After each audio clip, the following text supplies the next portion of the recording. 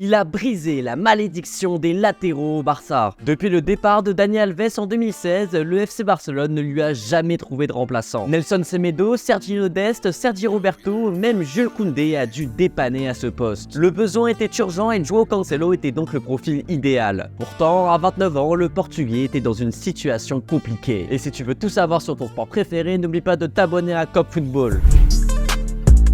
Chassé de Manchester City, puis du Bayern Munich, João Cancelo était rejeté. Car malgré son niveau de jeu impressionnant, le Portugais est un joueur difficile à gérer. Un comportement problématique qui lui a causé du tort tout au long de sa carrière. Embrouille avec Pep Guardiola, entraînement séché au Bayern Munich, bref, clairement pas le meilleur élève. Et le Portugais en est d'ailleurs conscient. En avril dernier, il se livrait dans une interview avouant qu'il est très impulsif et sentimental. João Cancelo était donc une opportunité pour le Barça, mais aussi un pari. Et pour le moment, c'est plutôt réussi. Déjà parce que le numéro 2 est aux anges depuis son arrivée. Selon ses propres propos, il est dans le club de ses rêves. Mais surtout parce que Xavi a enfin à disposition un latéral droit de haut niveau. Un joueur qui est passé sous la tutelle de Pep Guardiola et qui a donc tous les principes de jeu nécessaires pour évoluer au Barça. Son incorporation et celle de son compatriote João Félix a tout changé au club. Grâce à lui, Xavi peut enfin mettre en place un système avec un latéral intérieur. Lorsque le Barça a le ballon, João Cancelo se replace dans l'axe où sa palette technique fait la différence. Sa présence permet au Barça de diversifier ses offensives, des attaques moins stéréotypées et plus surprenantes pour l'adversaire. Ces décrochages dans l'axe permettent de créer des situations de 1 contre 1 pour l'ailier droit. Là où Dembélé ou Rafinha étaient seuls pour animer le côté droit l'année dernière, João Cancelo est maintenant là pour épauler le Brésilien. Et ces mêmes déplacements dans l'axe permettent aussi au Barça d'exploiter le demi-espace droit laissé vide la saison dernière. Face au bloc bas, le Portugais peut être vraiment déterminant. Sa qualité de passe, mais aussi de dribble, mais surtout sa créativité permettent de faire sauter le verrou de ses défenses regroupées. Passe lobée, extérieur du pied, accélération, appel tranchant et même coup du foulard, tous les moyens sont bons pour transpercer la défense. Ça a été le cas face au Celta Vigo où João Cancelo a clairement été le héros de la soirée. Défait 2-0 à 10 minutes de la fin, les Blaugrana ont finalement gagné le match 3-2 avec un but et une passe décisive du Portugais. Et pourtant, le latéral ne faisait pas forcément un grand match et il a lui-même déclaré après la rencontre ne pas être content de sa prestation. Une réaction qui montre le niveau d'exigence du Lusitanien en Catalogne. Bref, João Cancelo est un joueur d'un immense talent qui manquait clairement au Barça. Et si ses dérives sont enfin derrière lui, il pourrait vraiment aider les Catalans à redevenir un club de très haut niveau. Et toi, qu'est-ce que tu penses de João Cancelo au Barça? Dis-le moi en commentaire.